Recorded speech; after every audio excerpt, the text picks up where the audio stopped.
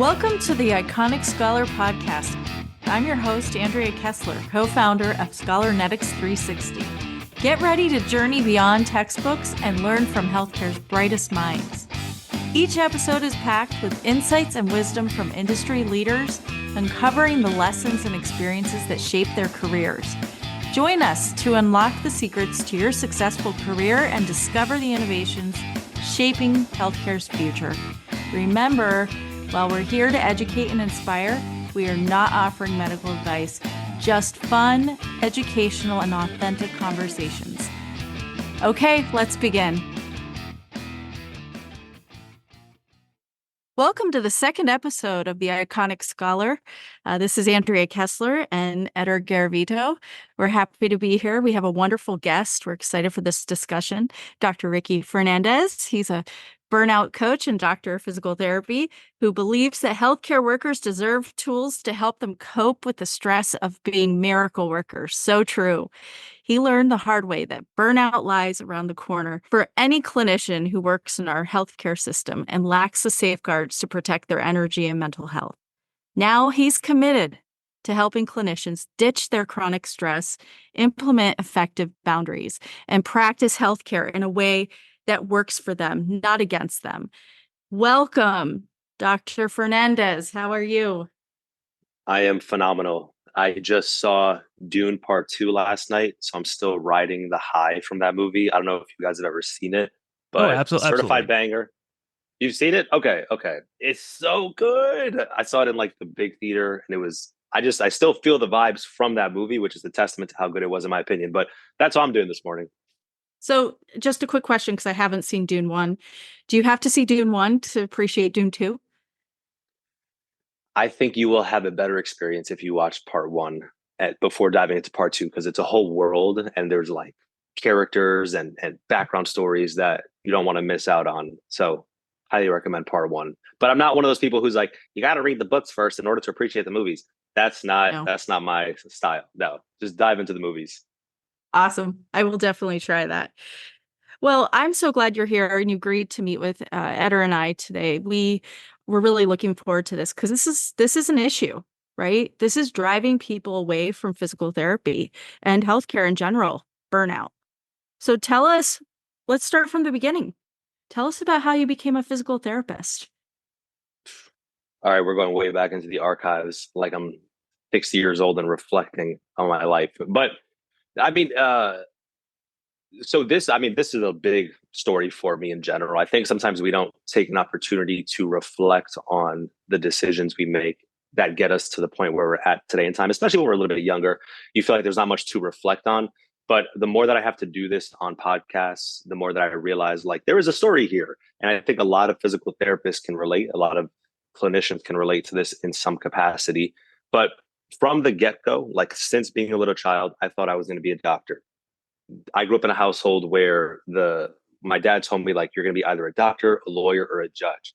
And I'm like, great. You give me the three hardest options in the book. Oh, or a baseball player. Professional, by the way. Professional baseball player. I'm like, cool. All right. The bar is unbelievably high. There's no reason for me to feel any kind of self-consciousness about not reaching those goals for myself. So I thought I was going to be in med school. And that was the track I was on pretty much through my junior year of undergrad. And around that time is when I had to sign up for Kaplan does an MCAT course that they do, I'm sure, all over the country. And it's just a course that prepares students to take the MCAT. And I'll never forget sitting in it in my first week and coming to the conclusion pretty immediately. I'm sure I was learning about orgo, some like memories that I had shut down from taking orgo earlier. And then it was coming back up to the surface. And I was like, I don't actually want to do this. I'm not interested in medicine. I do not resonate with the material in such a way that I want to revisit it. I also around that time was getting into a pretty serious relationship with my now wife. And I think Ricky a couple of years ago would have been a little bit self-conscious and insecure about saying that meeting someone influenced my decisions for my career. Nowadays, I wish more people would take relationships and family and friends into consideration with their career decisions. So I'm not afraid of saying that whatsoever. But it was just kind of a perfect storm where I was forced to really examine whether or not I wanted to become a doctor. And I think doing that MCAT course, being in a serious relationship, being about to graduate, I wasn't willing to put up with the costs of having to pursue the medical school dream. And deep down, I didn't want it. I didn't know what my passion was. I just knew it wasn't that. And so the last thing I wanted to do is lock myself into some career or journey that I really wasn't prepared to go on as an individual. And so that was the first, we can't call it a midlife crisis, right? It's like an early life crisis, I guess, or I don't know, college life crisis. That happened. And also around that time, I was like, I need to pivot and find something else to do. I have all these prerequisites.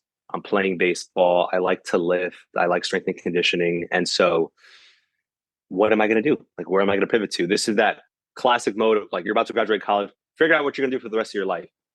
And so, around that time, also, I don't know if you guys remember, but Instagram had like a heyday early on around this time where a lot of strength coaches and rehab professionals were getting pretty popular.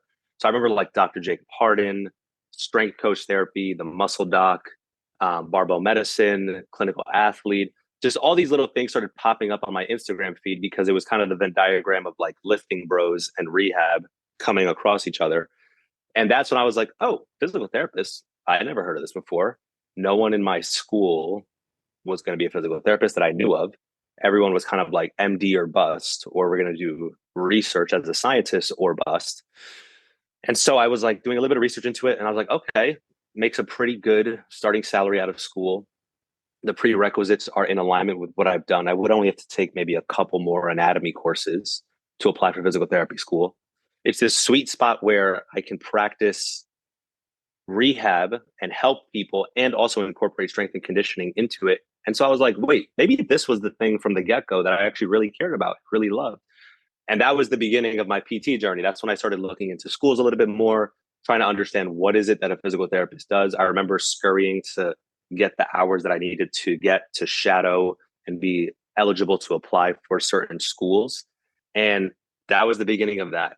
I think my perspective and my outlook on physical therapy has shifted a lot since those early days, but it kind of met me at a good time. And were it not for me finding out about physical therapy, I don't know if I would be in healthcare period to begin with anymore. So it was kind of a beautiful thing that led me down this journey of becoming a burnout coach as well, which is a whole separate story. But that was the beginning of me becoming a PT. I like to say I go through a midlife crisis sort of every 3 or 4 years. That was the first one. There was one a couple of years later that led to burnout coaching. But that's kind of the origin story. That's awesome, and I'm curious about this because you mentioned the importance of relationships, Ricky, and it seems almost like you were giving like a pseudo ultimatum. You're going to be a doctor, a lawyer, or a professional baseball player by your family, right? And you went a completely different direction, even though still healthcare. How was that accepted by your family? I mean, were they accepting of your decision to not pursue those careers and instead of going to physical therapy? Because I feel like that happens often in healthcare, where families come from these sort of backgrounds and everybody just follows in those footsteps and they're too afraid sometimes to speak up and say, I don't want to do this. And you mentioned the comment about like, I researched the physical therapy and they're making a good salary, and people don't do that often. Yeah, yeah. Ooh, you're getting deep. So I'll be honest. It wasn't received super well, or the way that I would like it to have been received initially when I spoke about it. Every household is different. I think there's this stereotype of, so my dad was born in Puerto Rico. Like me becoming or me going into a profession of prestige was a big deal in my household to an extent. And I think initially there's a bit of a like shell shock around choosing to pursue something out of passion as opposed to choosing to pursue something out of prestige. And so, yeah, no, it wasn't received great. I think the way that I would probably counsel my now son through that situation, I might do it a little bit differently. But it's a risk that you take. And I don't know if this is just my personality type or how I've been since I was young, but I've always been like, I have to go to sleep with myself at the end of the day, and I have to live with the decisions I make with myself. And so I'm not someone who's really going to do things for other people. Maybe early Ricky would have done this a little bit more because I was a kid and I didn't have a ton of autonomy and confidence and standing up for myself and doing what I want to do for myself. But this around that time of college, I guess age wise, was just a period where I was like, I think I want to start making decisions for myself and start realizing what is my own self identity? What are the things that I like and I care about? And this was one of those decisions where it could have went one of two ways. I kind of reinforced this belief that I'm going to choose a career. I'm going to make decisions based on the opinions of others and what might make other people happy for me. Or I'm going to start making decisions in alignment with my values and things that I actually care about. And lo and behold, fast forward, this is a lot of things that I teach clients about, which is identifying your values and realizing, okay, you have more power than you think, and you can make decisions in alignment with what you want. But it takes guts and it's risky. And you sometimes risk alienation, or you risk not particularly savory opinions about what you're doing. And that's okay. That's part of life. We cannot please everyone. So I know there's a little bit of a long-winded answer, but I've never been asked that before. So that's a good question. It's a great question, and one that I think resonates with everyone. And an excellent answer, by the way. Yeah. And I think that you're right. I think you started your journey where you are today back then, and you have a lot to bring to the table in those discussions about burnout. So talk to us about how you got involved as a burnout coach. Whew. So becoming a burnout coach was a journey in and of itself. I still think I don't know if people even know what a burnout coach is or a burnout coach does. Just as a quick, I guess, aside for your audience, if they don't know what that is or what that means. So being a burnout coach, the goal is really simple. When a healthcare worker feels burnt out in their job, my job is to help them identify why they burnt out to begin with, and then what they have to do on a day-to-day basis to best support themselves. Typically on the ground, what this looks like is we're establishing habits and routines for self-care. We're identifying where you might need boundaries that where they don't exist and how to set them. And then we're also refining your career choices and decisions to be more in alignment with your values. So all the things that I needed someone to come into my life and help me with when I was struggling as an undergrad student, that's what I'm doing for people nowadays. That's burnout coaching in a nutshell. Now, becoming one, I'll be honest, I never thought I was going to become a burnout coach. The reason this happened to begin with is because when you go to physical therapy school, you have to go through clinicals. And this applies to a lot of different professions. And clinicals, depending on your perspective, can be extremely illuminating or extremely difficult. And you're typically not being paid, you're working on a full caseload. You might have to travel a far distance. Maybe you didn't get your first pick in the lottery for the different clinicals offered. And so I was in a situation where I was working in an outpatient ortho clinic, and it wasn't the perfect fit. It wasn't exactly what I wanted to do. But little by little, I started to notice that my personality was changing. So I'm driving probably an hour each day to and from to get to work, on top of seeing a pretty heavy caseload. I realized pretty immediately that my CI didn't really jive with the style of physical therapy I was learning in undergrad, or excuse me, in graduate school, because different schools have different philosophies and ideas around what physical therapy should be. My CI did not agree with my school's philosophy around physical therapy. And so there was a lot of friction immediately. I found out that I started to lose empathy for patients, and I started to feel like people were just numbers. So I would show up at work. I wasn't exactly as content as I wanted to be. You kind of fall into this clock in, clock out mode where you're just on autopilot mode. And little by little, you notice these changes where we say in those essays to get into physical therapy school, I care about patients. I really want to connect with them on a one-on-one level. I want to transform people's lives. But then when you get into practice, you're like, I just want to get through this day. I'm watching the clock tick down. People sometimes are kind of complainy. I don't feel like they're actually listening to my advice. And while this is a very specific flavor or lens with which to look at things, this is what burnout does to you. It changes your perspective on what you're doing. Something you once thought was a passion now kind of becomes an obligation that you have to do. And so this is what was happening to me. I started to feel a little bit more apathy set in, this emotional exhaustion where a good night of sleep wasn't doing it for me. I wasn't getting into self-care that I was used to. And little by little, I just didn't feel like myself. And so I reached out to my program. I spoke with them a little bit, and no one really had an idea what was going on. But what this was burnout. I did some research on my own. I remember the day that I found the word burnout on the World Health Organization website, and I was like, yo, that is it. Like, that's what I feel. I am identified with all of these things right here. But no one gave a lecture about it in physical therapy school. No one mentioned that this is a thing that might be a risk factor that I might run into as a rehab professional. And other students were coming back from clinicals talking about, yeah, I was also crying in my car too before going into my clinical. Or yeah, I've also been really doubting whether or not the work I have to do on a day-to-day basis is worth the salary that I'm going to be paid once I graduate from this field. And so all this comes together, me being a little bit more type A or solutions oriented. I figured out, okay, this is what I need to do for myself to help my own burnout. And also, can I start doing this for other clinicians? And so this is where the mission shifted for me. It shifted from, I want to help people who are in chronic pain, who might be struggling with low back pain, to I want to help clinicians who are experiencing burnout, because I felt alone. I felt a lack of direction. I felt odd and weird for not just accepting that this is the way that PT was practiced and this is the way that you apprenticed in it. And then I realized eventually, yeah, other people feel this way. We just don't necessarily have the resources and tools and one-on-one support that clinicians need to navigate this objectively challenging and difficult field that is rehab. So that was the beginning of Bounce Back from Burnout. I've been doing it for a couple of years now since then, and it's kind of refined in terms of what that looks like for clients. But if you asked me, was I going to be a burnout coach when I started physical therapy school? Absolutely not. Absolutely not. It just kind of happened.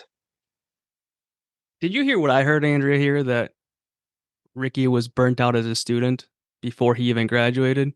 And just for context here, Ricky, you're speaking to what I think is a world-renowned ex-DCE. So she knows all about clinical education, but that's wild. And I never really actually thought about that as well. And I had some of those feelings as a student myself. I don't know about you, Andrea, but it needs to be addressed in school more. And I don't want to forget this part, because I know the mission of Scholarnetics, and I know that clinical mentorship is particularly important. And this is a little part of the story that sometimes I bring in, sometimes I forget, but I don't want to forget this for your audience's sake. So around this time also, after experiencing burnout, I ran into this thing called Level Up. It's a mentorship. Have you guys ever heard of it before? I have not. No. A little bit, yes, but not Okay, not. So so you probably know much more about it than we do. yeah, Zach Gabor, Quinn Hennock, Steph Allen, they're a bunch of really amazing physical therapists. And around this time in school is where Level Up was a mentorship program. And it was like, I think, a 12 or 16-week mentorship program that you applied for. And the entire idea about it was, hey, if you feel like a physical therapist who thinks differently than other physical therapists, this is a mentorship program where you can connect with like-minded students across the country. We'll pair you with other PTs, DPTs, rehab professionals, and we're going to walk through certain modules around growth mindset, navigating pain science, difficult conversations with patients. This is my jam as a student. This is the stuff that I love. And it was in that mentorship where the seed kind of dropped, or not dropped, excuse me. The seed was fertilized for me wanting to become a burnout coach, because I was put in front of the Honey Badger Project, which is like a business incubator for clinicians. It helps clinicians put novel ideas into practice. And again, it was kind of this perfect mix of getting around the right mentors and clinical mentorship that allowed me to realize, oh, I could pursue this dream of wanting to help clinicians as a burnout coach. That never would have happened unless I was in front of the right clinical mentors to begin with. So that's why this mission of Scholarnetics resonates a lot with me, is because sometimes you can feel isolated and by yourself in terms of how you think and feel as a student and what you want to do with your career.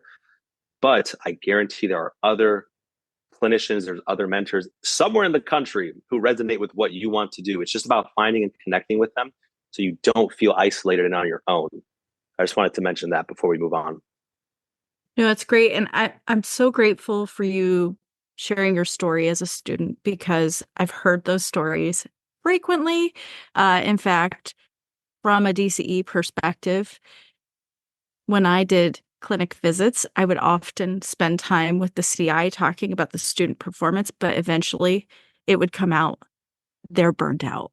So going back to your student experience, like you said, your culture, your work culture impacted your perspective of your daily work, your daily duty, whatever you want to call it, your service, right?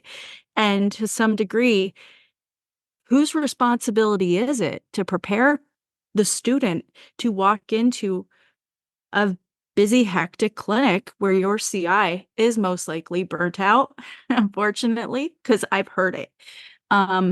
But I agree with you. I think we need to start with the students. Like last podcast, Eder and I were talking about rules, right? And those types of things. And Eder was saying maybe we need to start when they're babies, develop them appropriately so we don't have to react to the challenges and these mass exodus of PTs from our profession, OTs, nurses, right? But at the same time, I think that clinical mentorship, we have to like almost work in both directions because we have to make sure that we're supporting the environment that people are working in so that that discussion is more about behavioral change. And that's where the burnout coaching piece is so important, what you're bringing to people individually. But I guess I have to ask you, are you also going out into organizations and offering this to other professions? I mean, I see this as huge and so necessary on multiple levels.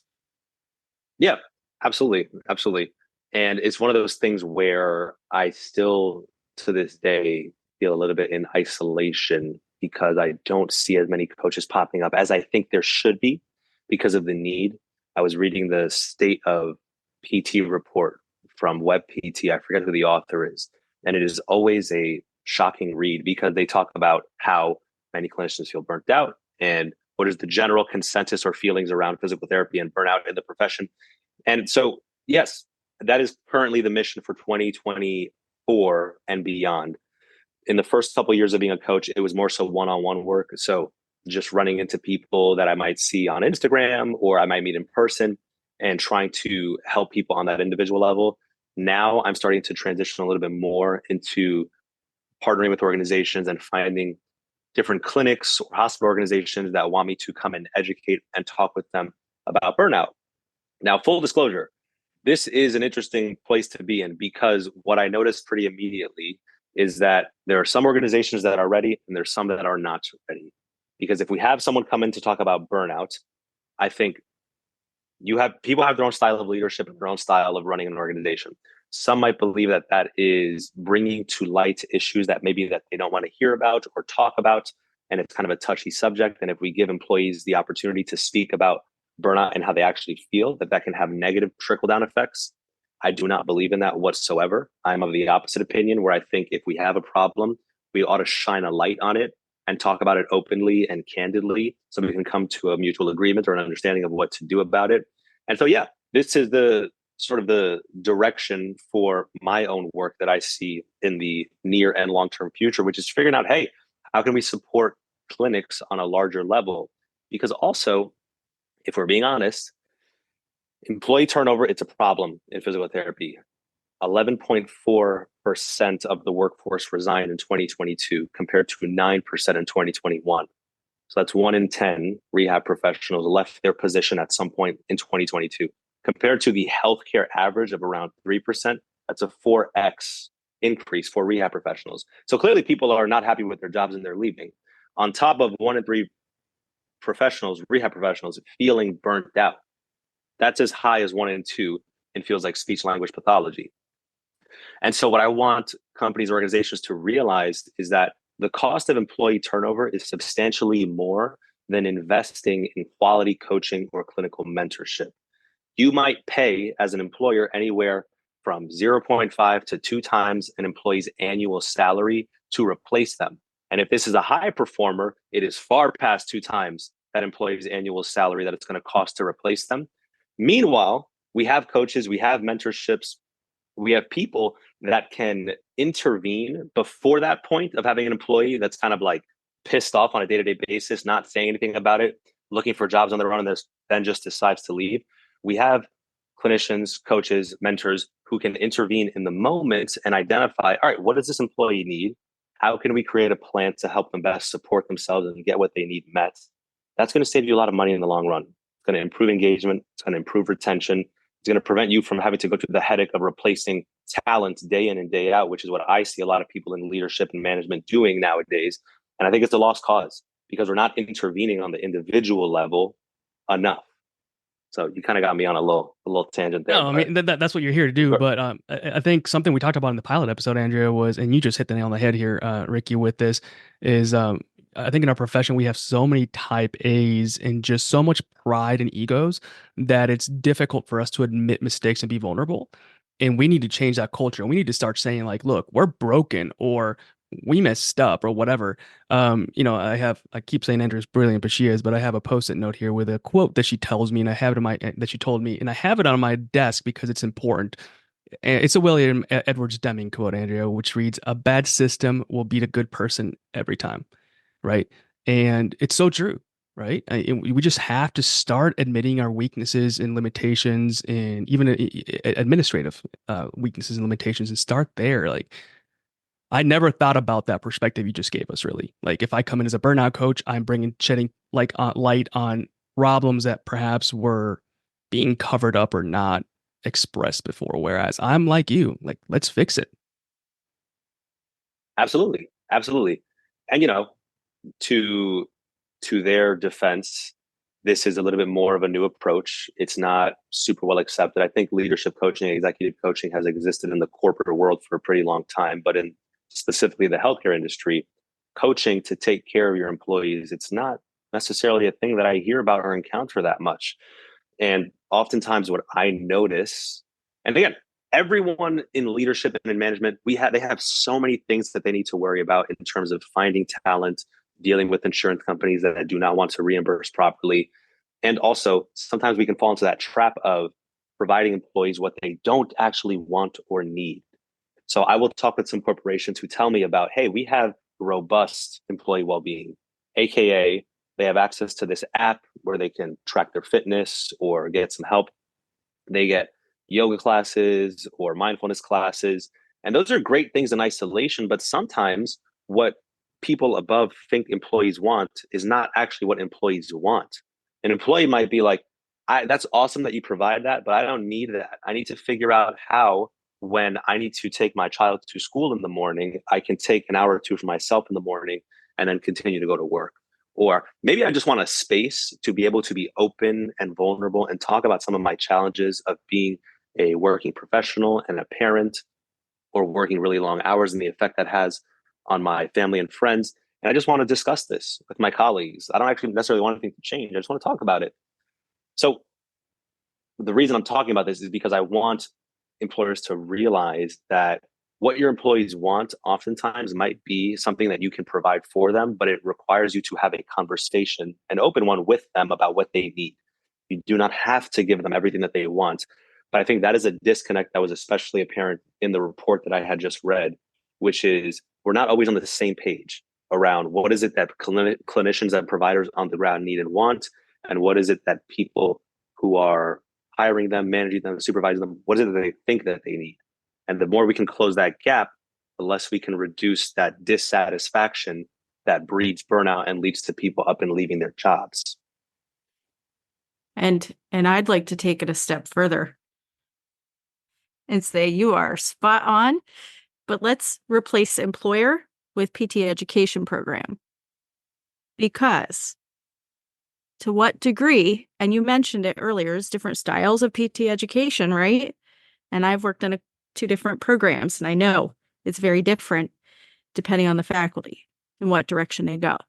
But to what degree do we start that cultural process in PT school for students? That's a good question. That's a good question. And maybe burnout coaching needs to start there as well. And there are some schools. I know North Central College, because I had a professor who trained me and worked with me in my graduate program, who now works there. They're doing coaching for their students. They have burnout as part of their coaching curriculum for students. And it's a really novel approach. And it's so interesting because we see people burn out as students.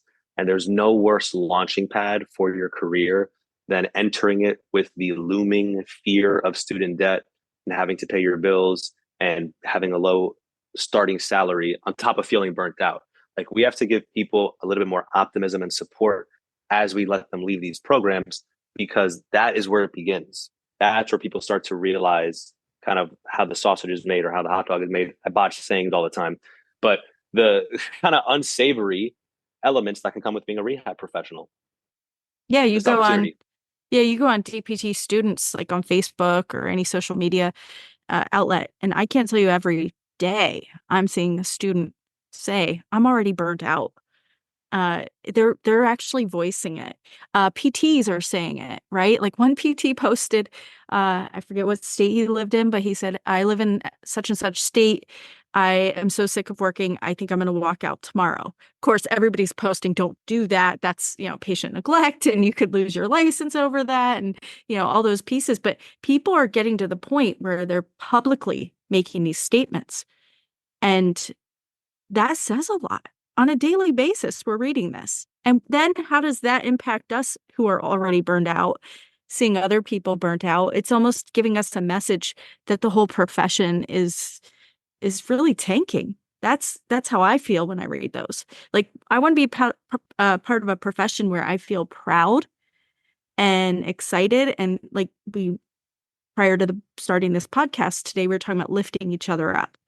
I want to be in that community. So, Ricky, how do you see us getting there? Do you think we can get there together? Mm. Whew. I love these big questions. I was literally just talking about this last night with my wife, and I was thinking about this exact question. Because sometimes you'll describe the state of PT to non-healthcare professionals, and they're like, "What gives? Like, what has to change? What will this take?" And I'm not going to Occam's razor this. Like, this is not like there's one simple answer that's going to make everyone happy and make everyone feel better. I think it depends on what stage of the game we're looking at. So there's obviously the upstream effects that are affecting rehab professionals of insurance companies, where hospitals, clinics, organizations are not receiving the reimbursement needed to pay people adequately. And that is a problem in and of itself that maybe a lot of physical therapists cannot actually control or even influence. It's out of their control. So there's that issue. There's obviously the labor shortage issue and the difficulty with staffing, where people on the ground have to pick up the slack of being in an environment where there are not enough rehab professionals. Again, something that might not be directly within their control or influence that we might have to learn how to just live with in the near future. However, on an individual clinician to clinician level, there are a lot of different things that we can do to start changing the tide from pessimism to optimism and feel a little bit more autonomy and control in our day-to-day lives. Now, what does this actually look like? So I always counsel clinicians, if you're feeling in this space of doubting the profession or you're doubting what you're doing at work, ideally don't up and leave. Don't just pretend the grass is greener, jump into medical sales and, oh, my cousin makes this much money doing this thing. Like, I think I'm going to go do that. I find that to be a very hit or miss situation for people, because we're not doing any assessment as to what's happening here. Why are we dissatisfied? What can we influence to make our satisfaction better? So start with your core values is what I always tell clinicians. This is like the triage, the most global picture you can take for your career and your life. Core values are just the principles you live by. So for myself, I am someone who values being open-minded. I value accountability. I value humor. I value doing what I say I'm going to do. For clinicians, this means when you feel dissatisfied, what are your core values? Because that right there might tell you, oh, I am not living out this particular value in work or in life. Of course, I'm feeling unsettled, dissatisfied, not happy with my profession or my personal life. That's going to give you a lot of data, and you can almost use it as a compass for decision making, where if you're evaluating certain career decisions or you're evaluating where you should spend your time and energy, use your core values as a thing that's going to let you know, oh, this is what gives me the most peace, fulfillment, joy, content in the long run. This is where I spend more of my time. And I haven't been doing that for X, Y, or Z reason. So that's the first place that I want clinicians to start. The second one, and this typically has to happen with a coach, because as human beings, our psychology is such that we suck at being objective with ourselves. We tell ourselves stories to be in those positions where we're not at fault and we don't have to take accountability for some of the things that are going on in our life. And it's not, I'm not above this. I do this for myself, but we're just not very good at being objective with ourselves. And this is why I advocate getting with a coach. Why did you burn out? Why did this happen to begin with? Are there boundaries that maybe were not there to begin with that need to be set? How are you with stress management? when things get busy and hectic, do certain habits fall off? Do certain behaviors come out? Do maladaptive coping strategies come out? What are those? How can we approach that differently? In the realm of habits, how are you with taking care of yourself? We know that the typical prototype of a rehab professional is extremely good at taking care of other people, doling out advice and solving other people's problems, but not great at doing that for ourselves. Usually because we don't have the time, energy, or bandwidth, but that is not an excuse for you to neglect your own physical and mental health and what you need to feel good as a human being on a day-to-day basis, because that's not a very long game you can play in. And then, of course, there's this conversation of career of, okay, if you do not feel you're in the right position in your career currently, what's going to move that needle for you in the right direction? Let's have a conversation about what is it that you're looking to get out of the job experience. Some people find themselves in settings or working in clinics just because it's one of the three that they tried in school. And there are many different ways that you can use your degree professionally, including starting your own business if that's something that calls you, working PRN on top of doing a non-clinical job, working per diem on top of doing a non-clinical job, moving into different settings like home health or acute care or outpatient ortho or neurology. There's actually, there's so many things that kind of can become paralyzing with all the options available. But just because it's not working for you in this particular area doesn't mean that you have to throw the entire profession out. We just need to get clear on what are your values and what do you like? What do you want to get out of the job experience? And then what decisions and actions are more in alignment with that. So I know that's a long-winded answer, but I'm saying that because I want the clinician who's listening to this, who is feeling like on the edge of leaving the profession, to at least do a little bit of self-reflection and create some self-awareness around why they're in the position that they're in. And if the answer is still, yeah, I tried all those things and I need to leave the profession, go. Like there's no reason to stay somewhere you're unhappy. But if you haven't done this work, it might not be setting you up for the best decisions long-term for your career. Yeah, I gotta ask this question, Ricky, because something you just talked about, and the obvious conversation of this podcast episode is clinician burnout, right? So we're focusing on clinicians, no doubt, but you just mentioned emotional fatigue, and that's so true, right? We care about our patients so much sometimes that we just don't. We stop caring about ourselves because we just don't have that energy. But what that sometimes transpires to is not caring about our relationships, our marriages, right? All those sorts of things. And it like burnout is so big and in general, but in healthcare, we're talking specifically in healthcare, that they can actually break relationships and marriages. Do you or have you worked with clients in that capacity where they're expressing that their job is literally breaking their relationship apart? Nearly everyone in some capacity. That is Honestly, wild. nearly everyone in some capacity. So I think one thing to understand here for the listeners is, so burnout, it's like a buzzword. We use it all the time.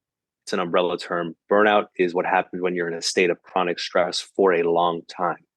So there's these things happening in your external or internal environment that are stressing you out, pushing you past your baseline for too long. And as a result, your body is going to start exhibiting all these signs that are asking and pleading and begging you to change something in the external environment in your job or how you interact with the stress of that job. And one of the ways that our bodies can plead with us to change our situation is this erosion of our social fabric and our social network. So what I'll see clinicians do is they might stay in and isolate because you don't have the bandwidth to see friends or family. Meanwhile, this has the trickle down effect of what message does it send to our body when we are perpetually lonely and we're not able to connect with people? Maybe we're isolated and we've been pushed out for some reason. That in and of itself, social isolation is a stressor on our body. So that's one way that it can show up.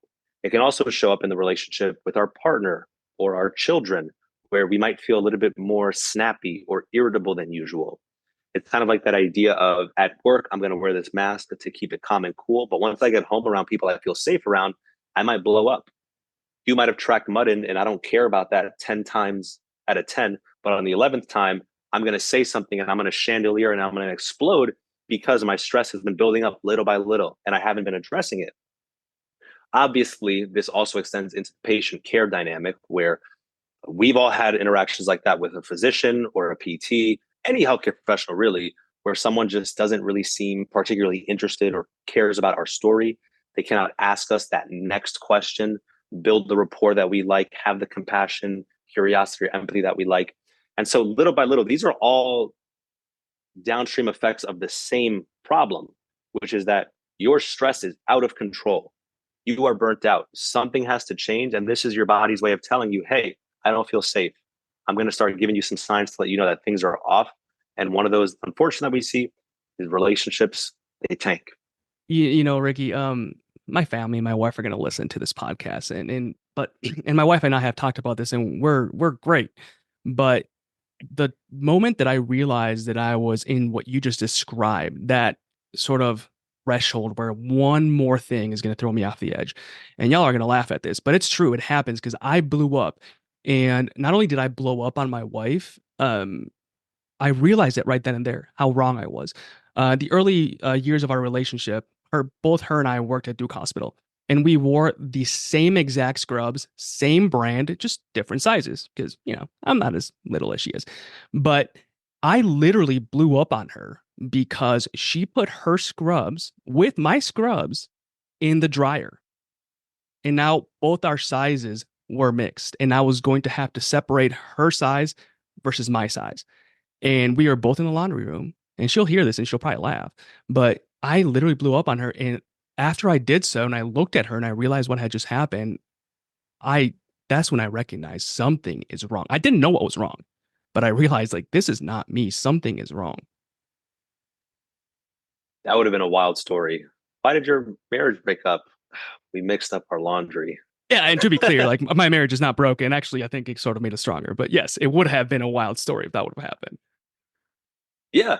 But I mean, if we're being real on a human to human level, that's how it shows up. It's in the simple daily nuisances. It's like having that rock in your shoe where, maybe you don't notice it initially, but over time it starts to kind of clip at you. There's this idea of the broken printer or the crappy coffee machine that people talk about in burnout literature sometimes, of like, it is these little things in the environment that over time they become much bigger problems because people have to interact with them and engage with them. And it's slight amounts of frustration building up over time that leads to an extreme blow up. So yeah, I feel you on that one. That sucks. Yeah. And I have to add to your examples there, the McDonald's ice cream machine. Never works. Always broken. Yeah. But did you hear why it's always broken? Yeah. Because I don't want to clean it. Like, exactly. come on. Right? I know. Right. But my McFlurry we're talking about. This is my Sunday. Those hot fudge Sundays are fire. They're amazing. Oh my goodness. I got to tell you, Ricky, you have brought so much to light. I just have to touch on one of my pet peeves because I love where you're going with burnout, and you have broke it down so nicely that I understand the root cause is important. It's just like, patient care, right? You don't fix the cause, you're going to continue to have the problem. But my pet peeve is resilience training, because I feel like that's a Band-Aid. And it's also pointing the finger at the person and saying, you need resilience training. I'm now to the point after this conversation that we need to replace resilience training with burnout training. And again, like you said, that's kind of the catch-all bigger buzzword these days. But I think your approach, at least the way you described it today, goes so deep that so many people can benefit from it. How do you feel about the resilience side of things? Yeah, it sucks. I mean, it's not a particularly helpful approach. I mean, I bucket that in any number of other sort of like blanket interventions or attempts to soothe a gaping wound, like a little Band-Aid over a gaping wound. And there's nuance in this because I remember when I was first learning about burnout from some of the titans in the field who were writing about it and speaking about it. There's this idea of the canary in the coal mine, where if we send a canary into a coal mine and they come out covered in soot, like, are we going to blame the canary for being covered in dirt? Or are we going to blame the coal mine for impacting that canary? And I think rightfully so, there has been a shift in the conversation where blaming employees does nothing. Blaming in general does nothing. It creates rebelliousness. It allows people to feel defensive and like they're doing something wrong. And it's very shame inducing. And so that's not the style of approach that I advocate for when it comes to burnout. However, I am very big on we are able to create our own lives. There is some degree of accountability that we need to take for our own happiness and our own peace and our own contentment. And in an ideal world, if we had everything we needed to succeed, salaries were there, the patient volume wasn't so high, the documentation was reasonable, I wouldn't have a job, and that'd be wonderful. And we'd all be in that position of feeling happy and content. However, that's not the system that we exist in. Oftentimes, we're learning how to preserve ourselves and navigate in a broken system. And that's going to take some degree of changing how we interact with it. So this blanket resilience of take 10 minutes to, have a mindfulness moment or think about your stressors differently. I think these can be useful tools, but they're not individualized to the person. They might not be applicable to everyone. And also, this has to come with the acknowledgement of the system is failing you. Absolutely. And now what? Like, what is the next step? Some people that's leaving the system altogether, and that's fine, and finding another industry to be happy in. But for those of us who got into this profession because we genuinely like patient care and we want to be doing this for as long as we can, there is some degree of personal accountability / working on my own stuff to protect myself as a clinician from the broken system that I am within. And I'll be the first one to say this works for some people and it doesn't for others. And sometimes people can't figure that out on their own, and that's okay. But I'm with you. That's kind of the resilience training conversation. It's an interesting one because I do not want clinicians to fall into this space of like, I can't change anything. And so why would I try to do anything differently? I'm in a broken system. I'm just going to be unhappy. I'm just going to be unfulfilled. I'm like, yeah, well, that's not a particularly empowering place to be in. And what's the long-term play from that? Yeah, I see your work as life-saving. I really do. I've had some deep conversations. I've had students who've called me after they graduated 2 years after, in tears, so unhappy with so much debt, right? How do I leave? Now I feel trapped. Where am I going to work to make money to pay $1,200 a month in student loans? These are real issues that people deal with in healthcare. So I applaud you and I appreciate all your work in this area. I'm so glad you had a chance to meet with Eder and I today. I know you're so busy, but we were able to get a little bit of time with you. And so I want to respect your time. I just want to ask you a few questions. Can you define what a mentor is for you? I think of a mentor as a leader, aka someone who you look up to because they are curious, they are empathetic towards you and the world, and they're also decisive. They understand that whatever the profession that they're in or the industry that they're in contains multitudes of complexity. And so they're always curious about improving themselves and how they practice. And also, they understand that at the end of the day, like we need to make decisions for our clients. And so that's kind of the mentor, I guess, prototype that I have in mind. Finding someone who fits that bill, who's not like, I am stuck in my ways and this is just how you have to view the world. More so like, I'm an expert and at the same time, I know nothing. And this is why this is a good thing and we should embrace this. And let me bring you on this journey to show you how I've navigated this complexity and this uncertainty in the rehab world, because it'll be for your betterment, not your detriment. So that's my little off the cuff mentor model. I love it. I love it. And I guess, so how do you like to be mentored? I have a lot. I have a kind of like, it's a little bit like, it's a funny thing that I tell my therapist where I'm like, in the background, my life is better because I'm surrounded by like very intelligent women that just like show me and teach me what to do with my life. But I receive mentorship in a bunch of different ways. I mean, I think on a personal level, my therapist is a mentor in a way when it comes to navigating life and navigating parenthood. I have a mentor in the realm of coaching. So I know a lot of coaches don't have this system in place, but I wanted to find someone who was ahead of me in coaching that had more experience than I am. So I can talk about clients and I can get a better understanding of how to help them. I have mentors in the realm of business because I never learned how to run a business in physical therapy school. And so they help me figure out all those little nuances around marketing, fulfillment, sales, etc. And then obviously on a personal level, I have people in my own personal life that I look up to. that I love asking them questions and hearing about what is their thought processes behind certain big career decisions and life decisions too, around children, where you're going to live, where you're going to invest, where you're going to spend your time and energy.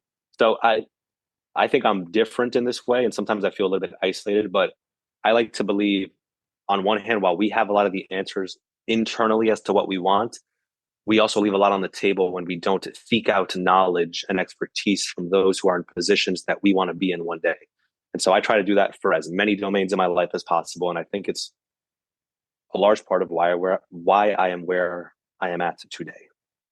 Ricky, I think like I said, we're going to respect your time, but I have one hot burning question that I'm hoping is a very short and sweet question and answer here. But we need more of you. We just do, right?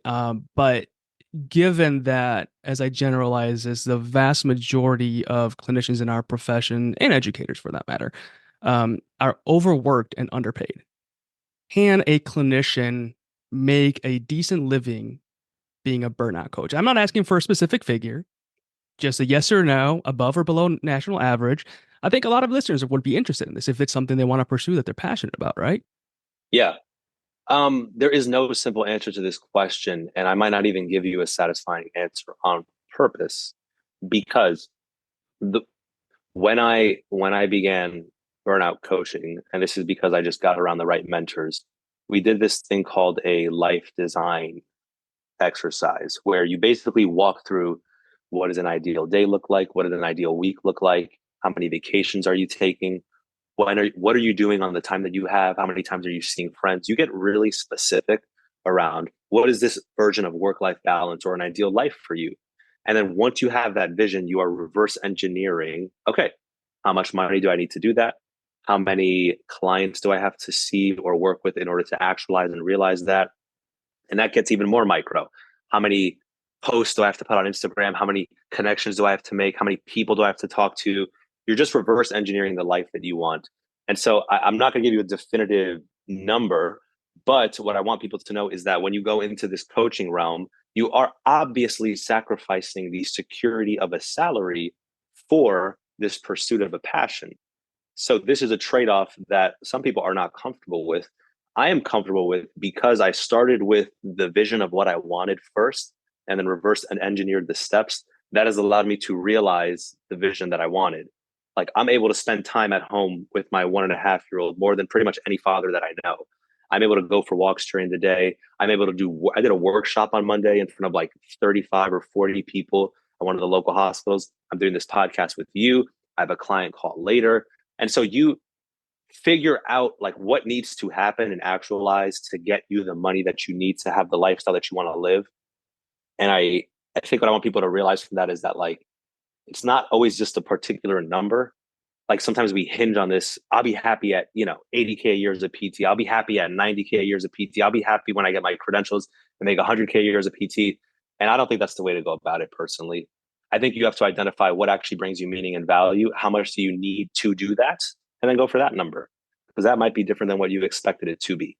I can't think of a better answer. Skipping around the answer, but I love it because I think it has a lot of weight to it. The reverse engineering portion and really not focusing so much on this number makes me happy, because I'm sure a lot of listeners will relate, and maybe we can relate on. We had perhaps a number in mind that we wanted, and when we reach it, we're like, wait, this doesn't really make me happy. Like, it's whatever.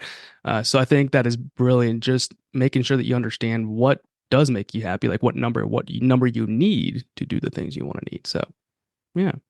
Dr. Ricky Fernandez, the burnout coach, thank you so much for joining us. We are thrilled to share the good work you're doing. Thank you. Please keep going. And I hope you come back and talk to us more. Oh, absolutely. I love doing this. You guys are very easy to talk to, and it's a good conversation. For people who are listening, I'm sure you guys will put this information out there. I mostly live on Instagram. This is where you will find me, Ricky_ the burnout coach. If you're a clinician and you're having those lunch breaks where you're trying to scroll through Instagram or scroll through social media, check out this page instead, because it's actually going to make the second half of your day probably a little bit easier and better for you, because we'll have some practical tips around burnout and whatnot. But if you want to connect with me, that's where you'll find me. You can always shoot me a DM, say what's up. Hey, heard the podcast. It was interesting. I disagreed with X, Y, and Z. And we'll get after it in the comments. We'll get after it in the DMs. That's fine. Great. Love it. Love it. Well, thank you so much. And we'll be back for another show pretty soon. We're excited as we continue on. Eder, any parting words? No, thank you so much. Not only did you just impose brilliant wisdom upon every listener, but you really made me realize a lot of personal things in a good way that I didn't know and I wasn't accepting of until now because I was just sort of shoving them down like, no, this isn't real. So I think a lot of us need to listen to you more. So yeah, battle it out with Ricky on his DMs. Go for it. Or just bring some gratitude and appreciation. I don't need more stress. Yeah, Bring some love. That works too. I set myself up for that though. Yeah. Yeah. Thanks so much. We really appreciate you. And yeah, we can't wait to continue these conversations in the future. Right back at you. Thank you guys too. I love what you're doing over here with Scholernetics. So I appreciate it as well. Thank you. Thank you for joining us on the Iconic Scholar podcast. If you enjoyed today's episode and want to continue the conversation, don't forget to connect with us on social media as @Scholernetics360. Make sure to hit that subscribe button so you never miss an episode. And remember, always consult with a healthcare professional for medical advice. Until next time,